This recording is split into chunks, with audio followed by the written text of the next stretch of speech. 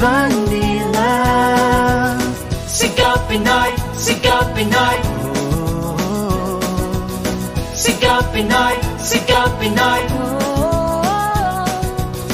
Tangkilikin ang sariling ating, ipagmalaki ang lahi mo. Sigaw Pinoy, sigaw Pinoy, sigaw Pinoy.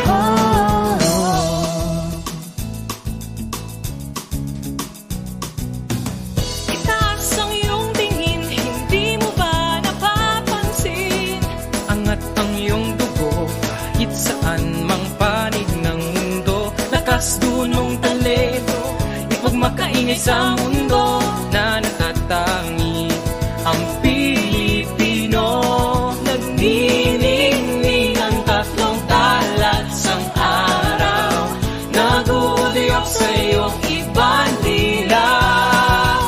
Sigaw Pinoy, sigaw Pinoy, sigaw Pinoy. Sigaw Pinoy, sigaw Pinoy, sigaw Pinoy. Pagtilikin ang sariling atin, ipagmalaki ang lahi mo. Sigaw Pinoy, sigaw Pinoy, sigaw Pinoy. Hindi pula, berde, asulo, dilaw ang magdidikta ng kapalaran mo, kundi ikaw. Pag-ibig ang pamayanihin, pag-ibig sa bayang sa'yo ay pumili. Itaas ang noo, isigaw Pilipino. Ating sariwain, dugong ipinawis, paglaya ng bayan sa pagkalingkis. Itigil ang alitan, iangat kaibigan, pagkat mas matibay ang pamayanan kapag tayong lahat ay magtutulungan. Sa bawat tagumpay, Sigaw Pinoy, sigaw Pinoy. Sa kabiguan man, Sigaw Pinoy, sigaw Pinoy. sa ating paglalakbay, Sigaw Pinoy, sigaw Pinoy. Hindi maiiwan. Sigaw Pinoy, sigaw Pinoy. Naniningning ang tatlong talat sang araw, nag-uuliyok sa iyong ibandila. Sigaw Pinoy, sigaw Pinoy, sigaw Pinoy. Sigaw Pinoy, sigaw Pinoy, sigaw Pinoy.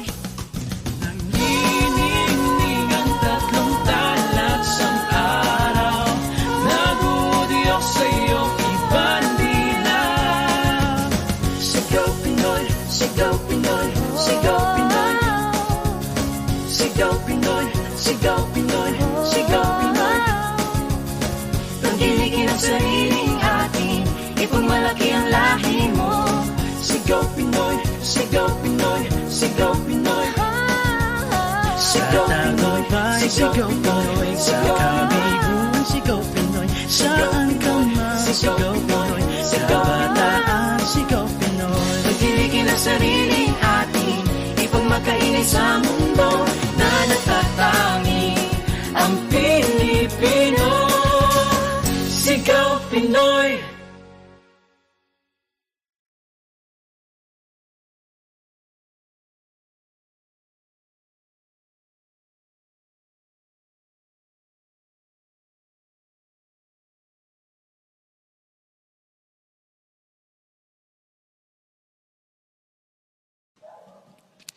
Gisingin na ang diwa, salubungin ang umaga. Handa ka na ba?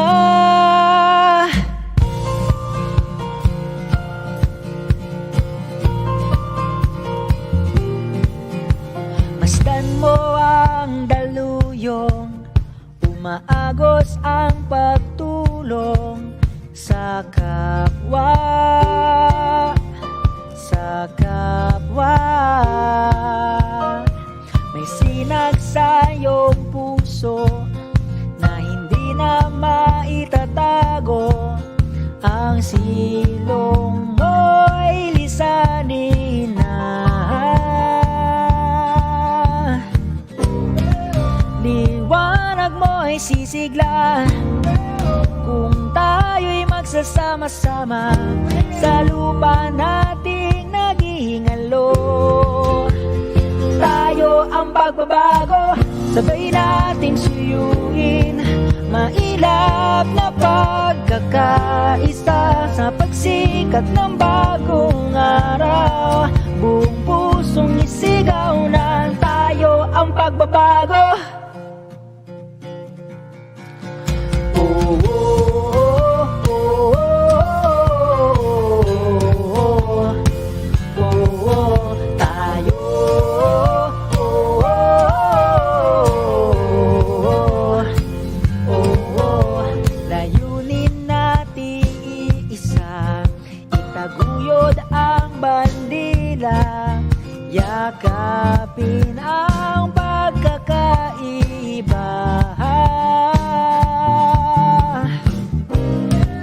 Liwanag mo'y sisigla kung tayo'y magsasama-sama sa lupa nating nag-iingalo. Tayo ang pagbabago, sabay nating suyuin, mainap na pagkakaisa sa pagsikat ng bagong araw. Buong pusong isigaw na tayo ang pagbabago, sabay nating suyuin, mainap na pagkakaisa sa pagsikat ng bagong araw. Buong pusong isigaw na tayo ang pagbabago. Tayo ang pagbabago.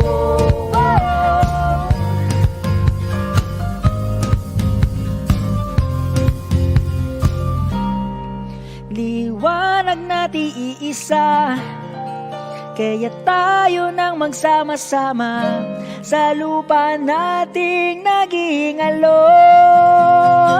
Tayo ang pagbabago, sabay nating suyuin, mailap na pagkakaisa sa pagsikat ng bagong araw. Buong pusong isigaw na tayo ang pagbabago, sabay nating suyuin, mailap na pagkakaisa sa pagsikat ng bagong araw. Buong pusong isigaw na tayo ang pagbabago.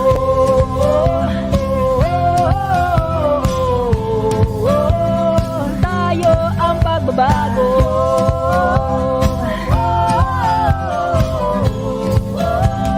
Tayo ang pagbabago.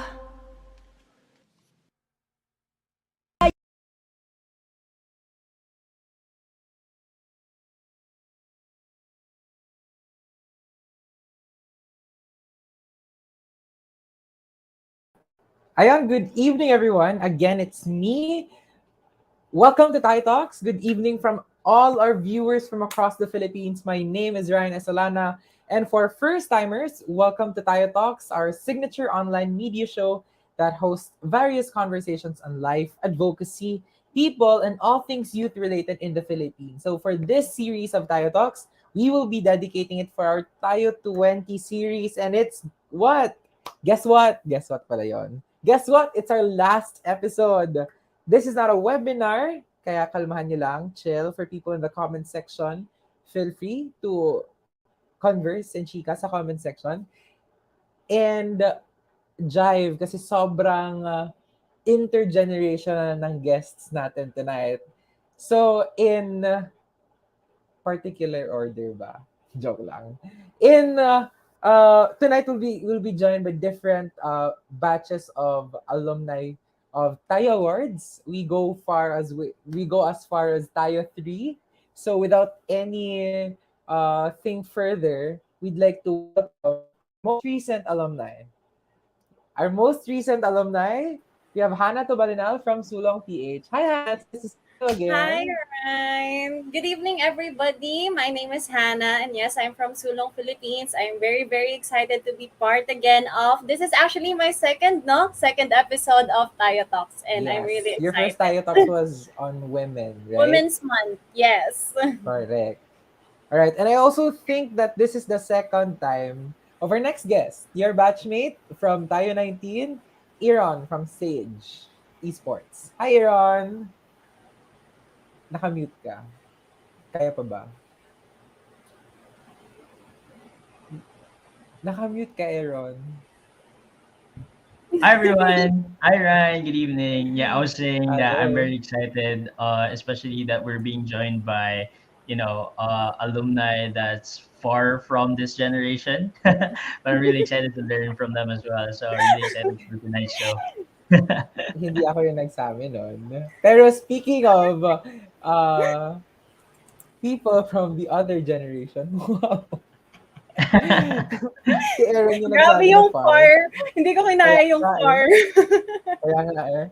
We welcome Ate Onna from Yata, from Tayo 6. You know. Attacked. Hi everyone. Good evening. I'm so happy to be here. Ryan, congratulations. I had no idea that you were just installed as executive director. More than well deserved. So happy to be here. Thank you, And Ate of Onna. course with the youngsters. Oh, sa kanila galing Tayo 6 Yun na na. nanggaling na yung Ayun stay na. sa Tayo 19. Okay, our last guest joining us tonight is record daw may record daw to siya sa Tayo kasi he won or their organization won twice. Although it's not the first, I don't know if they're the first time, pero same picture siya. So technically, under his representation, nanalo ng Tayo Awards 2 beses. This is Tayo 12 and Tayo 3. Let's welcome Kuya Cute Hello. from Kanilang Pilipinas movement. Hi, Kuya Cute. Hello, good evening. Good evening. Kumusta po yung ano po yung Oo, experience na 2 beses na nanalo sa Tayo? Una muna, kamustahin ko muna yung term na intergeneration, no? Yung Earon sa Ryan, ha? Grabe guys. Hindi ba pwedeng nauna lang kami sumali at siguro lang yata ako 16 years old yata ako nung unang presentation, unang pagsali namin sa Tayo. But syempre very memorable yung 2 pagsali namin sa Tayo, no. Twice lang kami sumali pero yun, twice din kami nanalo sa Tayo Award. Tayo 3 and Tayo 12. Ayun. So before we talk further, we would want you to introduce yourselves to our guests to our audience tonight and to those who will be watching the Tayo Talks. Can you please introduce yourself, your name, your org, and where you're based? You want to start with Hannah? Yep. Ayan, mas bata. Okay. Hi everybody. My name is Hannah May Tabalinal. So I'm from Sulong, Philippines, and I'm based in Cavite, but actually our organization is a pandemic-born organization. So it's a COVID-19 baby. We're purely online. We don't have an on-site office. So all of us, we're working from home. Ayun. Thank you, Hannah. Ate Onna? Hi everyone. I'm the Youth Advocates through Theater Arts. We are based in Dumaguete City and we cater to the youth here in Dumaguete. We do performances, trainings, workshops, events, but mostly it is really for different advocacies that we go for. So yan. Thanks, Ate On. Kuya Cute?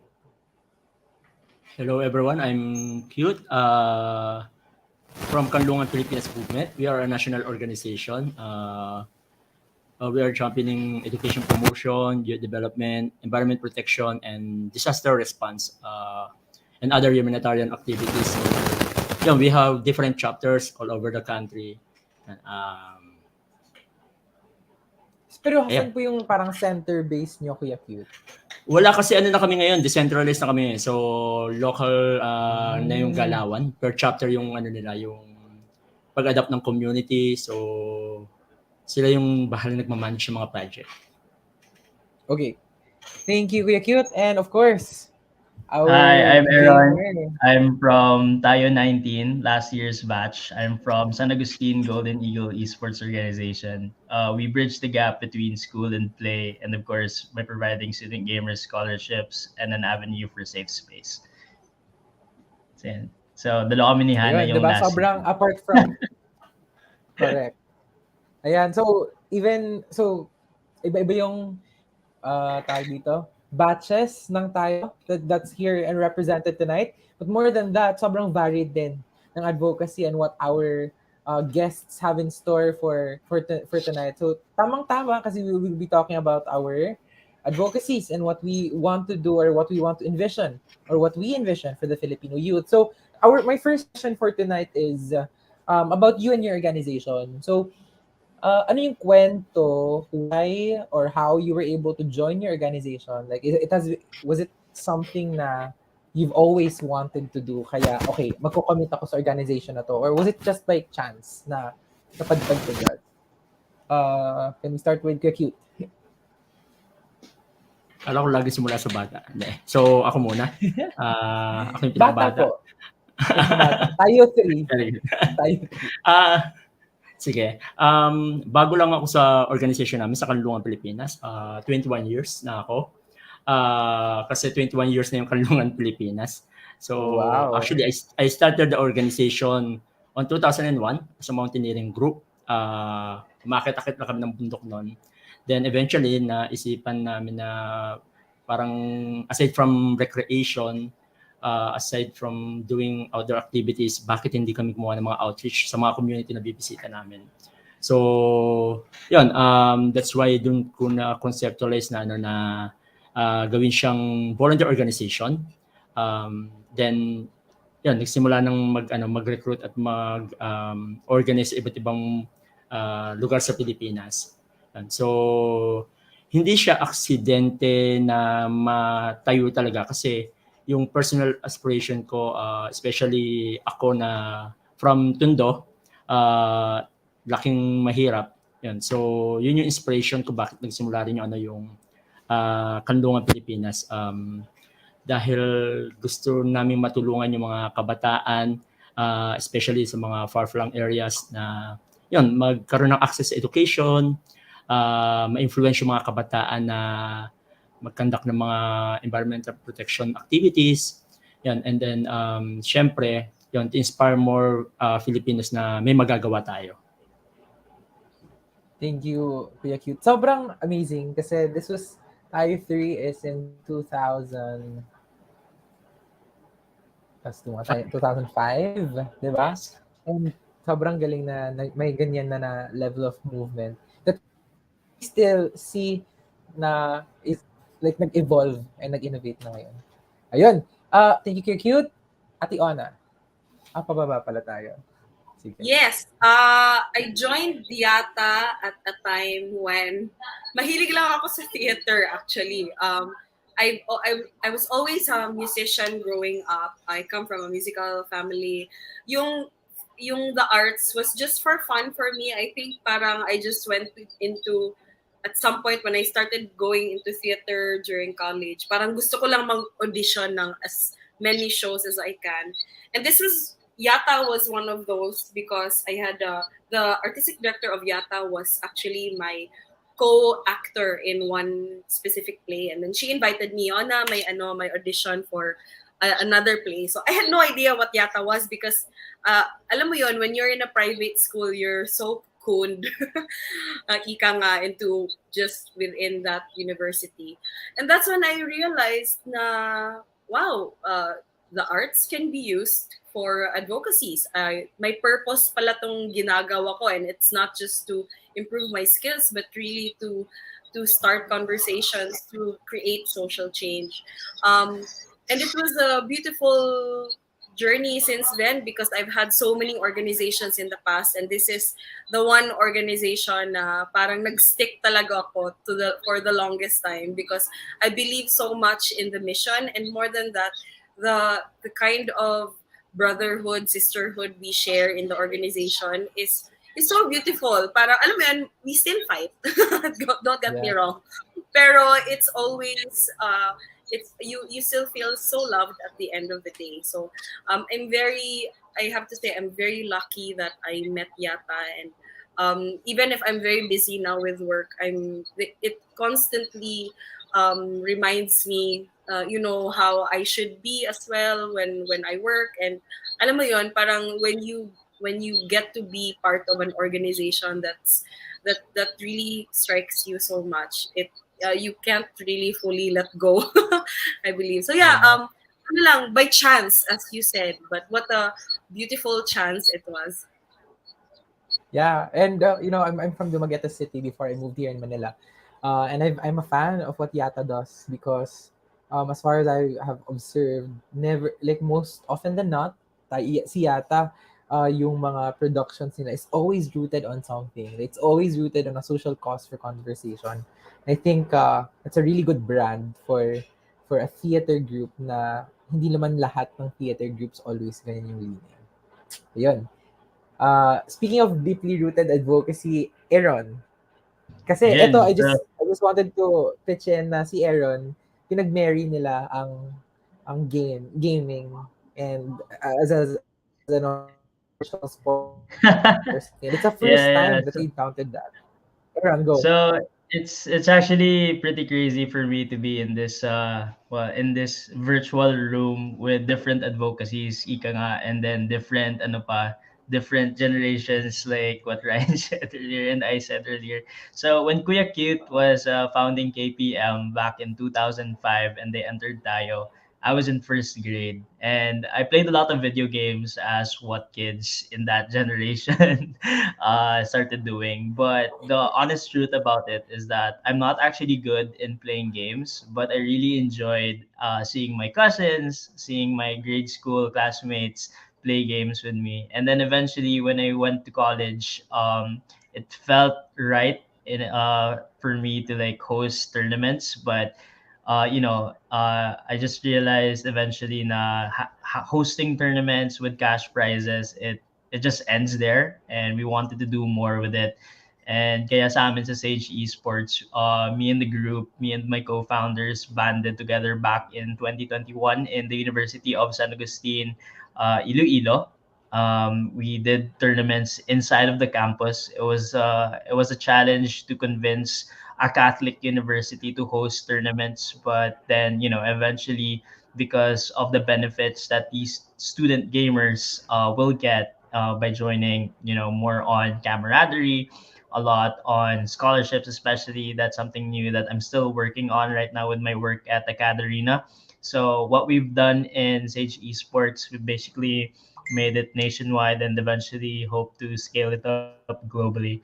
So ayun, it's a passion of mine to work in the back end. I'm not that good at games. Like I'm gonna say this again.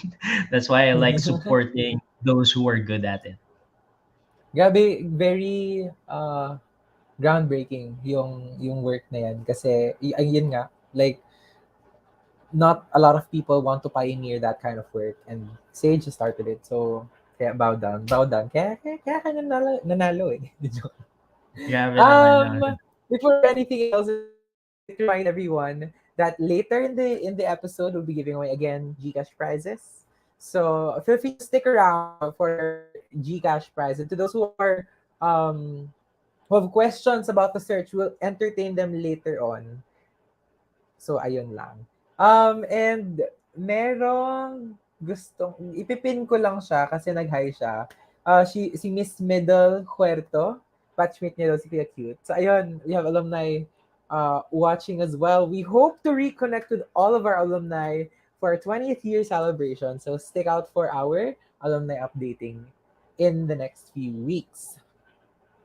Hannah, sorry to cut you like a very long time, Hannah. It's okay, Ryan. So, what's my kwento? So, how did I join Sulong? Siguro before I start, I want to introduce the organization in itself. And flag ko na rin, it's gonna be a little bit of a trigger warning. Our advocacy is very sensitive in nature. So, Sulong Philippines provides free services to victim survivors of sexual harassment and violence.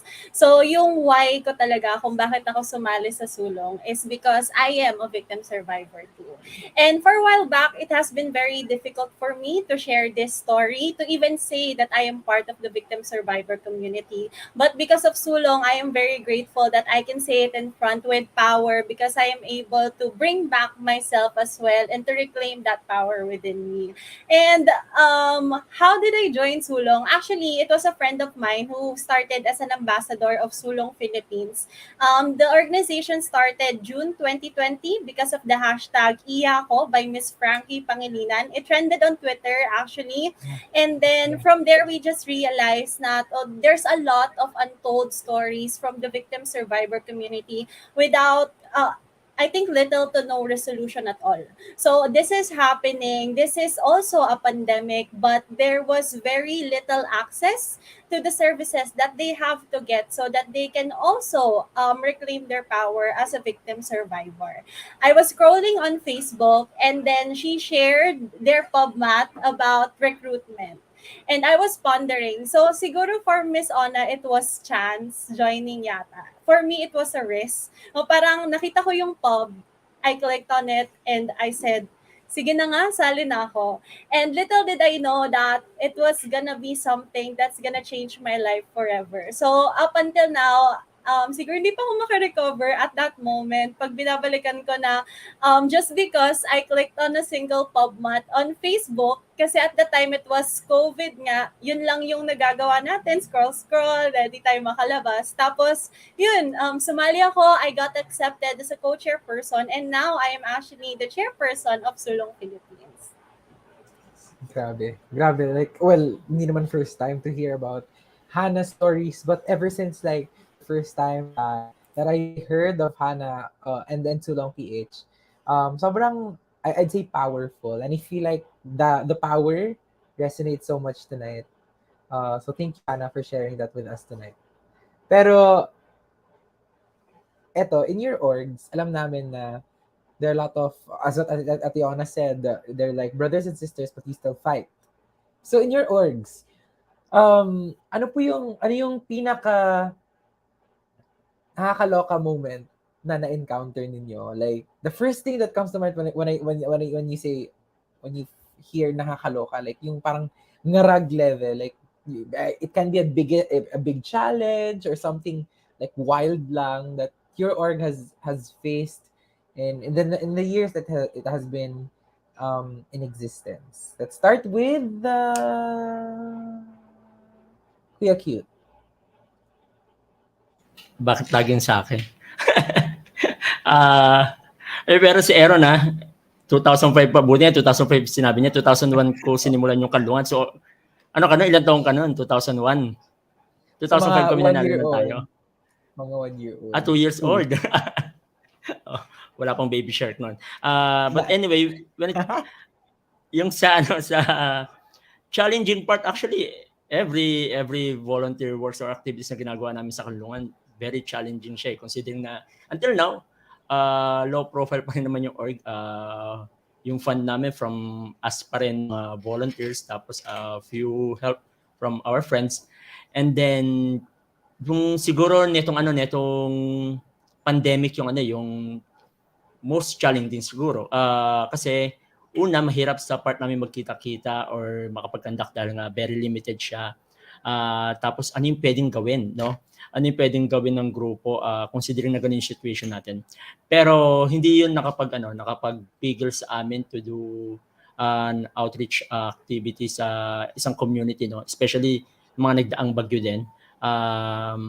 Tapos isa pa dito, syempre ang nagiging problema ng org yung pagdating sa logistics part. Kasi isa sa mga advocacy ng grupo yung solar power initiative. So yung pag-transport halimbawa ng mga solar panels, ng mga equipment from Manila going to Visayas, no, yung pag-aakit sa barko, mga ganun. So sobrang hirap siya sa part namin talaga, no, na considering na yun, we have to purchase yung mga equipment pa sa Manila tapos dadalhin sa community, lalo na sa mga nasalanta pa, no. Yun yung mga may hirap na part ng ginagawa ng kanlungan, pero nababayaran yung lahat ng nung makikita mong naitulong nun or yung saya na makikita mo madadatnan mo sa community despite halimbawa na nabagyo sila, no, na may naitulong kayo, merong relief, no, na feeling sa kanila, no, kahit papaano. So yun, maraming challenges. Imagine for 21 years, no, maraming ups and downs yung grupo, pero sulong pa rin, no, tuloy-tuloy pa rin kami sa kanlungan, no, and tayong mga organization. Grabe, naisip ko lang nung sinabi ni Kuya Cute na 21 years in the movement. So, naisip ko parang Grabe, like, hindi ko siyang kapatid yung movement nila. Kung siya kapatid, same age kami ng kapatid. Pangkapatid yung org. Kaya parang tinuturing ko na, yung kanlungan talaga, siya yung sinasabi kong panganay kong anak. Yun, as in, Tama. That's so beautiful. 25 That's so years, beautiful. no? So imagine ilang taon ako noon nung sinimulan yung kanlungan. Baka 2 years old. Thank you, Kuya Cute. Top on to Earon. Ano yung mga nakakaloka? Ironically, if si Kuya Cute yung challenge niya is nung pandemic, what I always say is that it was always very hard to convince school administrators, especially in our end, to have esports in our school. But when the pandemic started, all of the student gamers found themselves in a very familiar place, which is in front of their computers, in front of their gadgets, and we decided to take esports online, which was very easy. Like the transition and the logistics of it is very easy. And at the beginning of it, I think the challenge was, as I mentioned earlier, nakakaloka talaga on the paperwork, especially on how you need to sell it na, hey, this is worth it. A lot of students are into it, and this is how it benefits. And at the time kasi, right now, like esports is very rampant. A lot of people get into careers into esports now that they've discovered a lot of opportunities, especially in the back end. But 2 years ago, it wasn't like that. That wasn't the case. You get to be banned in school pa nga if you skip on class playing games or something like that. Tapos the stigma is that gamers are very toxic and all of that. So we had to climb up that mountain. Na we needed to communicate to everyone in society. Na there's something out of this, and if we do it right, then a lot of people are gonna win.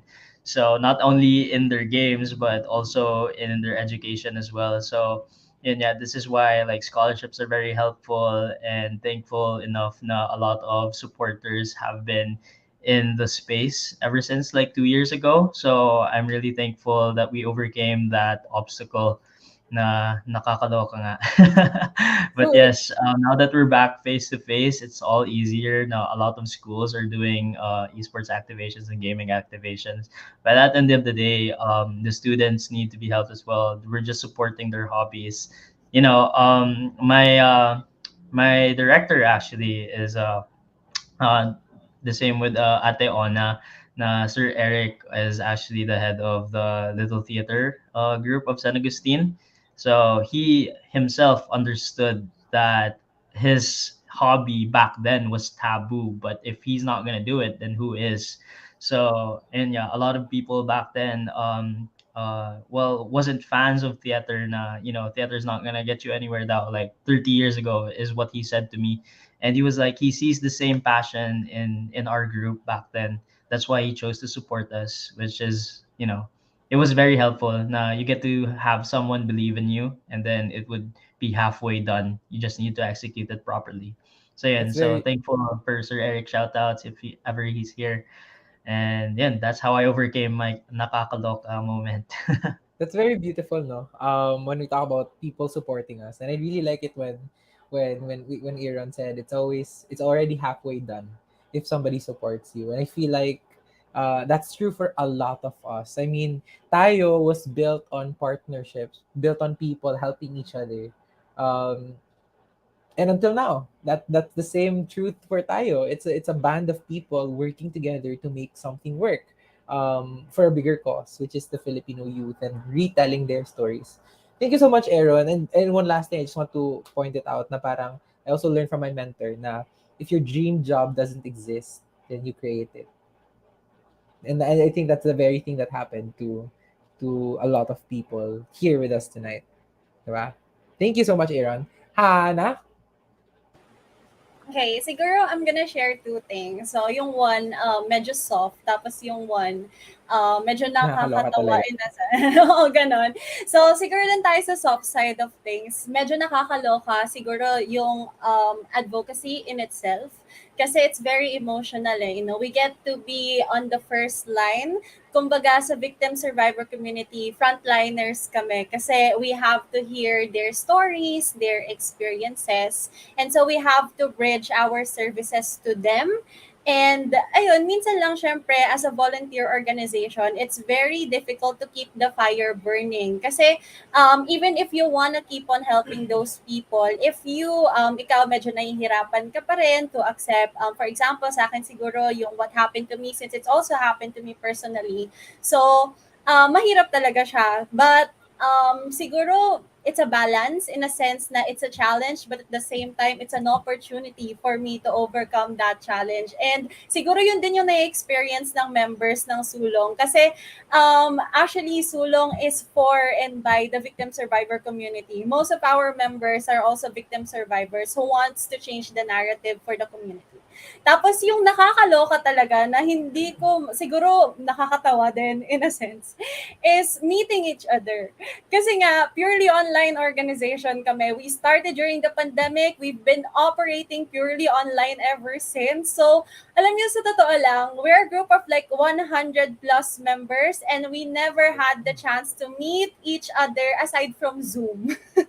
So, nakakaloka yun always for me. Kasi 2 years na kaming nag-ooperate as an organization. We've known each other for so long, but we haven't seen each other's faces. May mga nagkikita like 1 to 2 to 3 members because some of them, they are studying at the same university o kaya they live near each other. But really as a group, we haven't been able to meet. So I'm really, really hoping that before 2022 ends, makita ko naman na yung faces ng Sulong Philippines, the people who made it possible. Grabe, grabe. That's a story of a lot of youth organizations. I mean, kahit nga ako, when I joined the Tayo Secretariat, na parang nakakaloka yung, never pa kami na-complete until now, yung Tayo Secretariat. Nakakaloka yun but it's beautiful as well na sobrang dami nung 100 plus people. I mean, that's a feat in itself. But I do hope na you'll have the chance to meet all together. I Kasi hope so too. nothing beats human interaction. No? That's true. Correct. Thank you, Hannah. Ate Onna. Yeah, other than the pandemic, which is obviously, I think that's a very common nakakaloka na moment. For yata specifically for theater, because after some time, alam mo, like, as you said, Ryan, you know, we gain some sort of a demand na somehow. And there's a lot din kasi na who requests for performances na parang last minute.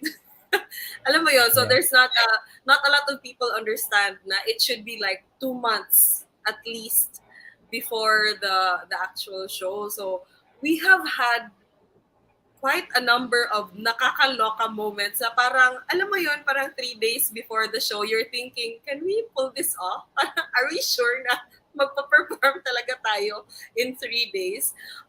But you know what? It's really such a magical thing when you work with young people. Kasi somehow we always pull it off and people never realize na everything was done. Alam mo yun? Because also, and this is what our Nanay Desa keeps on reminding us, our artistic director, community theater is good theater. And so we never settle for less because tatlo yan eh. Obviously, you have the advocacy. You want to make sure that you want to get your message across. Another one would be, and as an organization, we have to be strong. You know, we have to support each other. But really, if the quality of your work is also not good, diba? Parang you're still not gonna achieve your objectives. And so we always make sure, even if walang budget, no, yung nagre-request ng show, we use cloths. If walang budget for sets, we recycle our old sets. Usually nga, yung costume namin, obviously, I think this is the experience of everyone, ukay-ukay. Di ba? We don't have Manila budgets for our shows. It's never the reality. Kapag may mga representatives kaming pinapapunta sa Manila for workshops on, for example, set designing, nasa-shock yung mga taga Manila kasi they're thinking, are you sure? 50,000 for one show? Kasi yun nga, parang ang laki-laki na ng 50,000 for Dumaguete. And so, it's always, yes, it is nakakaloka because it's always crunch time. Pero usually parang hindi mo na naaalala. Parang you just laugh about it after the show na, wow, ang crazy nung nangyari. I can't believe na we did that. So, yeah, common with the others then is, I think yung main nakakaloka moment that really also struck us was really the pandemic. But also, we still tried to find a way to still reach the community. Imagine it's theater. It's not supposed to be online. But we had to teach ourselves na i-video yung mga performances namin. We also realized nga na, oh no, hindi nga pala natin binivideo ng maayos yung mga performances natin in the past. Because when theater companies started sharing their theater shows, wala kami masyadong share online. Kasi all of us, usually kasi whoever is part of the production is like getting like 3-4 roles at the same time.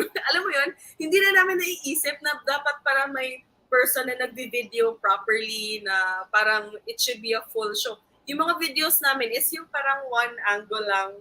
Hindi, unlike other shows na may mga naka-zoom in. It's a full production. Yeah, full production. We didn't have that. So that was a big wake-up call then for us. So a lot of nakakaloka moment when you are in an organization that is naturally a theater organization, but always fun and always worth it.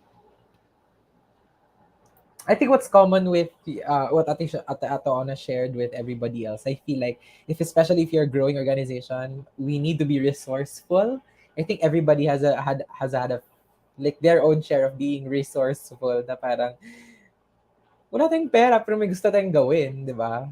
And then you just envy all these people, these organizations of bigger money to work with. But like kaya nga in tayo, important yung resourcefulness, like how you were able to manage your resources, because it doesn't mean na you have a 100,000 budget for a project or 1 million budget for a project. It automatically makes you part of the Tayo Awards or like a Tayo 20 awardee or a Tayo 19 awardee, because we make sure na parang baka you're just exploiting your resources.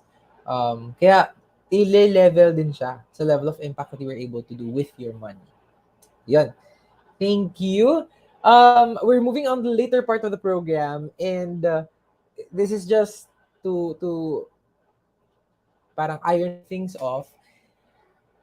As a Tayo alumni, you've always have the chance to simply like move on and forget about your experience from Tayo and everything else. But for some reason, you said yes tonight. You said yes to reconnecting with us. And of course, it's obvious for Hannah and Earon that we are still connected, but it was still your choice to say yes to Tayo, despite the many activities that has happened for the past year with you. And for Pia Cute and Ate Onna, it's been years since we reconnected with you. So why did you say yes to Tayo again? Let's start with Hannah. In a sense, I think I'm never gonna say no to Tayo because I found a family in here.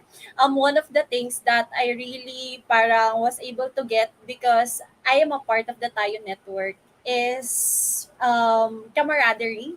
Like, yun nga, sobrang hirap kasi nung ginagawa namin as an organization that you have to face what you experienced in the past. And whenever I look into Tayo, I realize I'm not the only one. Kasi there's so many kabataan, there's so many youth just like me, volunteerism exists talaga. And what's important, I don't want to let go of it. Parang this is parang a platform, a space for me in which I can remind myself na, we're not alone. Ang dami, sobrang daming kabataan na katulad natin na may kanya-kanya ring mission and vision. And so whenever I need to boost my morale and at the same time, parang boost the morale of my members. Parang we always reflect na, we're a part of the Tayo network and hindi lang tayo yung ganito.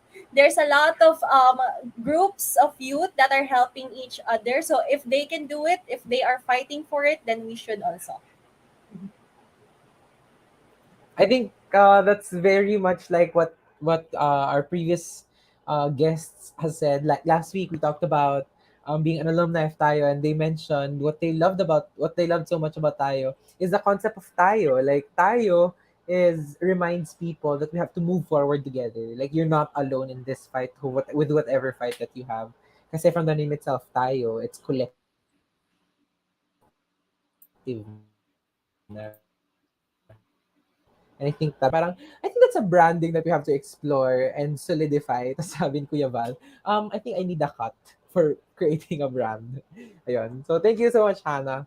Ate Onna. Yeah, alam mo, ay, sorry. Am I, can you hear me? Yes, I think yes. my internet came back. Okay. I actually was not there at the time na we were awarded, but definitely yung our tayo engagement has really empowered us to plod through and believe in our capacity to create, alam mo, just new possibilities despite the limitations, the scarce resources, and the reality even of young people. And I'm sure there's a lot of mention na nga na, diba, it's very difficult to have members to commit to the organization nowadays. Young people are going through so much. There's so many challenges, and yet tayo, being part of tayo always reminds us as an organization na really anything is possible. Walang imposible. So we're always grateful and we're always thankful to be part of this network. Thanks, Ate On. Again, when we talk about the Tayo Network, I find it really beautiful that we're able to bring together people from across the Philippines. Like when I say across, it's from North Luzon to South Mindanao. We're able to band them together. And kaya nga, like right now when people ask me, Ryan, do you know someone in this area? I'm like, wait, may award di ba kami dito? Or like, Ryan, do you know someone whose advocacy is like this? I'm like, wait lang. And then we recommend. I feel like that's what also we do na si in tayo. Like we network people, and that's a personal goal that we want to do in tayo for the next 20 years, or for breaking this decade, for this second decade. We want to connect people better, especially our alumni. Kaya cute. Yes, bakit Ah, kami bumabalik or ano, siyempre isa 'to sa ano, sa form ng pagpapasalamat din siyempre sa tayo 'no, yung pagsuporta pa rin sa advocacy nung tayo. Just imagine ang daming binuksan na pinto ng tayo sa organization 'no, hindi lang sa kanlungan siguro sa lahat halos ng ano, ng organization na ano, na nag-join sa ano, sa tayo. At, pangalawa, siyempre nakakatuwa na ano, na may nami-meet ka pa rin na ano, ng mga kapwa alumni mo kahit sa young generation. 'Yun katulad niyan 'no, na nakakasama mo sa mga katulad ng ganitong activity.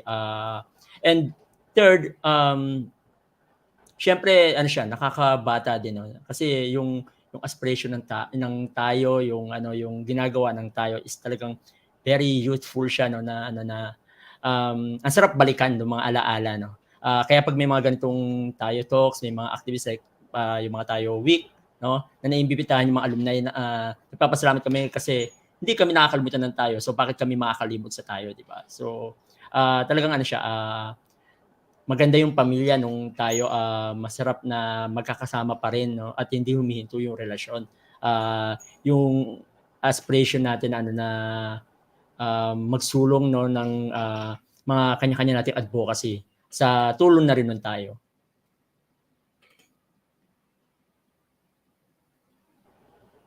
ayun. Alright, medyo nag-lag yung internet ko a little bit. Welcome to the Philippines, ladies and gentlemen. Ito po kami sa Pilipinas. Thank you, cute. Aaron. For me, I'd always love to push forward the notion that our win as Sage Esports isn't only for us as an organization, but for every student gamer and every student gaming organization in the Philippines. It helps us break that stigma and sends a message to other student gamers, especially in Manila and in Mindanao, that this is doable, and this is a message that we can send to our school administrators. It's actually doable. We just need to do it in the right way, and it's in a win-win situation.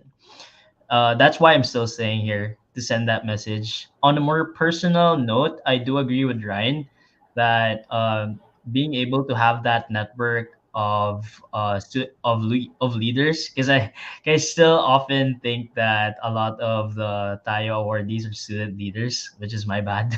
But yes, I was what I was trying to say is that for example, for me, I have a personal advocacy when it comes to environment and life on water. So for example, I needed a product that would help me like make the lives of the fishermen easier, and I do know someone at the community back in like north of where I'm from. So it's easier to solve problems, especially that if something has been done like across the Philippines, it's just easier to connect with them and then like say, hey, do you guys mind expanding to here? I can just help you with the funding, so et cetera, et cetera. But that's like in the future. I'm still working at a young age, so I'm not sure if I can fund that right now. But of course, being here and like speaking my thoughts into existence, it's easier to have basically funding if there's someone who's inspired of what you do and like have no time, that you can do it for them. And that to me is the beauty of like staying here and like getting to know a lot of people who are in the Tayo network, especially outside of our batch, because this is the first time that I've seen Tayo 3 awardees. I was like, oh, this is the first time I'm meeting someone from the Tayo awards that has one digit next to the Tayo word. Because we were like, and then, whoa, Tayo 3? What? So it's like, wow, that's a lot of years. And for me, that's just funny and really interesting at the same time. It makes my mind stay curious. I think is a good thing, which is why I'm really excited for Tayo 20 and see a lot of the innovation coming from yung Kabataang Pilipino, and see where it takes us whole as a nation, especially in these tough times. Yep. That's what we're hoping to do in Tayo 20. I mean, more than just... Kaya nga yung theme natin ay Siklab because we want to celebrate the past 20 years of the work that the youth have, the Philippine youth has done for this country. And one way to celebrate that is to bring everybody together. So we're hoping to bring everybody together soon. Sana may nakikinig dyan na may maraming pera. No. Seriously, we hope to like connect people better in Tayo 20 and for the next year. So thank you so much for saying yes always to Tayo. Ayan. Break muna ang ating speakers and our guests tonight. Every week, every episode, meron po kaming Ask Tayo. And then meron po tayong Tayo Asks. But tonight, unahin na natin si Tayo Asks bago tayo mag-proceed. Our Tayo Ask question for tonight is, give a name of... I'm sorry. Parang may mali. Hindi yun yung question. The question is, what is the theme for this year's Tayo Awards? Again, what is the theme for this year's Tayo Awards? So for the people watching, feel free to comment. Ang first na mag-comment na tamang sagot will get 100 pesos GCash from Tayo Awards courtesy of Coca-Cola Foundation and San Miguel Corporation. Again, what is the theme for this year's search for Tayo Awards? Atin yang babalikan. For our alumni, we have one last question. One question that was sent over to us. What are you looking forward to for Tayo 20? What are you looking, like, as an alumni of Tayo Awards? What are you looking forward to in Tayo 20? We start with Kuya Cute. Ano tayo? Ascending order tayo. Ako lagi taya. Siyempre, we're expecting na mas marami pa talagang sasali ngayon considering na malayo na yung narating nung tayo at mas nakaka-surprise yung mga initiative na mga hindi mo akalain na magagawa pala nila yun, no? Yung especially ang bansa natin, we're struggling ng different crisis ngayon at andyan syempre yung kahirapan pa rin, nandiyan yung yung misinformation, disinformation, nandiyan yung yung inflation, nandiyan yung kawalan ng trabaho, yung sa edukasyon, but still magugulat tayo na na merong response yung mga kabataan. So we're expecting na na talagang for tayo 20 mas hinihigitan pa ng hindi lang doble, hindi lang triple ng mga participating organization, yung mga nagawa ng mga past tayo awardees, no, yung mga past tayo participants and joiners. And we're expecting na syempre mas marami ding pakulo pa si tayo, mas maraming opportunities na binibigay pa si tayo this time, no? Ganun talaga pag 20 na, ibig sabihin nun talagang established na talaga, no? So yun, and sana nga makasali pa yung kanlungan, no? We're still aiming na baka for our third time manalo pa rin ng tayo, no? And so Ayun, ibang sila, hindi sila contented ng 1, ng 2, pero nagpagtatlo pa sila eh. Sige. Hihintayin po namin ang Kanuan Pilipinas Movement for tayo 20. Thank you, Kuya Cute. Ate Onna. Tayo has always been there for so many years and it has done a great job. So for sure, whatever you have planned for Tayo 20 will be phenomenal. That is for sure. But we in Yata would personally wish na sana mas marami pang mga youth groups, especially from remote areas and those who are geographically disadvantaged. Those that come from those communities na maabot and ma-capacitate para din ma-document ang kanilang mga initiatives and mabigyan ng recognition. So if that is at all possible for Tayo 20, that would be great because obviously it's so much easier for those who have access to propose to tayo, di ba? And but what about those na they do have a lot of activities that they're doing, a lot of advocacies that they're pushing for, but hindi masyadong nakikita within sa radar ng tayo. So I don't know how that can be done, but I'm hoping that is something that will be possible through Tayo 20. Yeah, that's also what we're trying to work on, we're trying to reach as much communities as we can, because when we reach more communities, we're able to tell more stories. And when it's about the storytelling part, it's shining through shedding light on issues that people are experiencing. I just recently found out na, for example, there are communities na very basic lang ginagawa nila. They're aiding communities in obtaining a birth certificate because it's not a common thing in their community. Alam mo yun, like that's very simple. But it addresses a really big need because if you don't have a birth certificate, wala ka identity, you have no rights to ownership. So alam mo yun, like we want to reach communities and stories like this so that people will know that, okay, may mga communities pala talaga na ganito pa. Diba? We want to reach these communities. Thank you so much for that reminder, Ate Onna. Earon? I personally would like to speak in behalf of my batch because we had an online awarding. So, yan. Alam na yan ni Ryan at saka ni Hannah. Di ba, Hannah? Ang galing mo doon.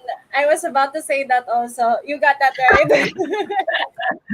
But yeah, personally, I'd like to get to know more of the Tayo alumni, like I mentioned earlier, and get to know more of their stories as well. Because I feel like I'm gonna learn so much just by listening to other people's stories, especially people who have more wisdom than me, especially at this age. I'm just 23, and I'm looking forward to learn from older people. In that case, since this is a life that it's more of an adulting phase for me because it's basically from being a college undergrad to facing yourself in the real world. So what are the tips and tricks and how have you overcome this, especially at that age? Like what was it like joining Tayo for you back in the day, and with the lack of technology, right? Like with the lack of these internet platforms, how did you basically move forward with the ship and like keep your team together despite the struggles and like lack of advantages when it comes to technology. So those are the things that I would like to learn, especially in networking groups. Like during International Youth Day, Ryan was back in the US at the time, but I was able to meet a lot of people, especially Hannah was there as well. It was my first time meeting her in person. So those are the things that I look forward for, and especially with the pandemic being over, please don't quote me on that.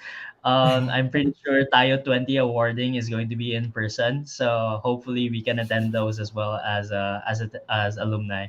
So yeah, so looking forward for this year. So good luck to all those who are signing up, and don't lose hope. And I guess that's my message. Thank you, Earon. Gusto mo yan, Hannah? Sure na raw siya na in-person yung awarding. No, we pray for an in-person awarding. I feel like wala akong nakakausap na tayo 18 and tayo 19 awardee na ang wish lang nila ay physical awarding.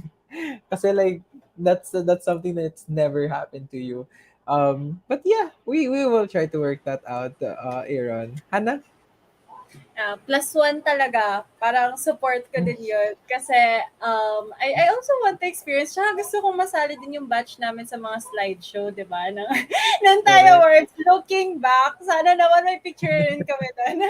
But kidding aside, siguro yung nilook forward ko, Ryan, correct me if I'm wrong, di ba yung batch namin, medyo record-breaking yung number of entries that was submitted. Yes. I think it was Yes. 900 plus. I recall correctly. 933. Yeah, ayun. So, that's one of the things that I'm looking forward. Sana ma-beat yun ng Tayo 20. Kasi imagine, Sana. if we're gonna reach 1,000 entries, that means 1,000 youth organizations are more than willing to tell and share their stories nationwide. So, parang nakakakilabot. Imagine, ganun kadami yung mga kabataang Pilipino na handang-handang tumulong para sa bayan. So, that's one of the things that I'm looking forward to with Tayo 20. Salamat po sa walang sawang pressure, Hannah. Yun, tumatay na hindi ang binibigyan nila pressure. Gusto ko sure daw si Earon na physical yung awarding. Ayan, welcome back to the Philippines. That's a full experience po being a Filipino. Mahina yung internet. Sabi ko nga, salamat sa walang sawang pressure from Aaron and Hannah.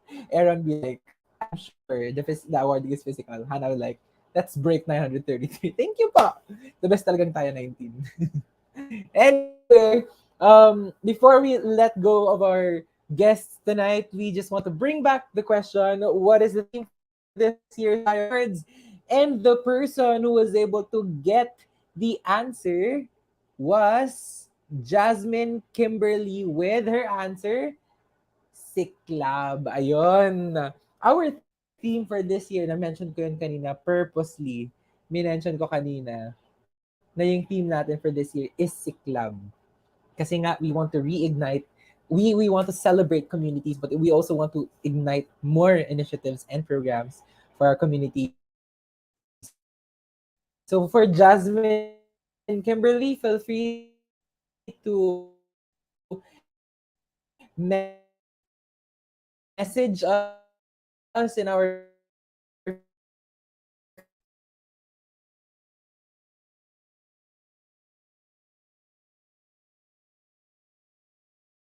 Facebook page,